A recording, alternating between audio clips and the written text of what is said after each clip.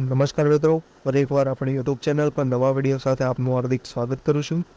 જો તમે આ ચેનલ પર નવા હોય તો આપણી ચેનલને સબસ્ક્રાઇબ કરી લેજો, જેથી સરકારી ભરતીને લગતી અવનવી અપડેટ્સ મળતી રહે. અને જો તમે આપણા વોટ્સએપ ગ્રુપમાં જોડાયેલા હોય તો તેની લિંક ડિસ્ક્રિપ્શનમાં આપેલી છે, જ્યાંથી તમે જોડાઈ શકો છો. જેથી તમને આ વિડીયોની પીડીએફ તેમજ અન્ય ભરતી વિશેની તમામ માહિતીઓ મળતી રહેશે.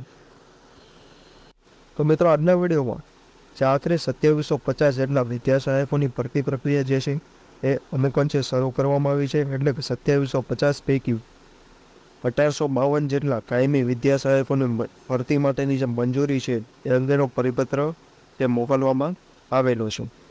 આ પરિપત્ર વિશે અને આગામી ભરતી વિશેની સંપૂર્ણ માહિતી આ વિડીયોમાં મેળવીશું. તો ચાલો મિત્રો, વિડીયો શરૂ કરીએ. તો મિત્રો, આ પરિપત્ર જે છે એ તાત્કાલિક તારીખ 28/6/2024 રોજ ડીએમએક્સવી પ્રાથમિક શિક્ષણની કચેરી ગાંધીનગર ખાતે મોકલવામાં આવેલો છે. જેનો વિષય અન્ય માધ્યમની SOE સિવાયની શાળાઓમાં ઉપલબ્ધ ખાલી જગ્યાઓ ભરવા મંજૂરી આપવા બાબત.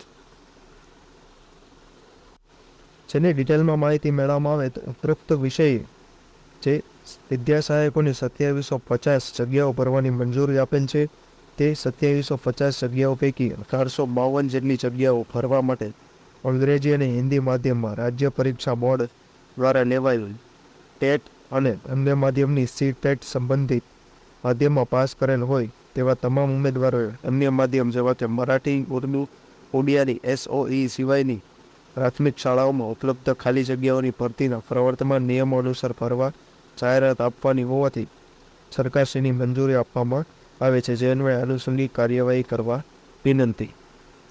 એટલે કે 2750 પૈકી 1852 જેટલી જગ્યાઓ ભરવા માટે જે નિયમ અનુસાર જાહેરાત આપવાની, આથી સરકારશ્રીની જે આ જગ્યાઓ ભરવા માટે મંજૂરી આપવામાં આવે છે.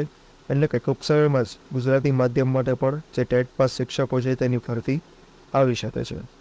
તો આ વિડીયોની PDF આપણા વોટ્સએપ ગ્રુપ પરથી મળી જશે. તો આજના વિડીયોમાં બસ આટલું જ. ફરી મળીશું નવી માહિતી સાથે.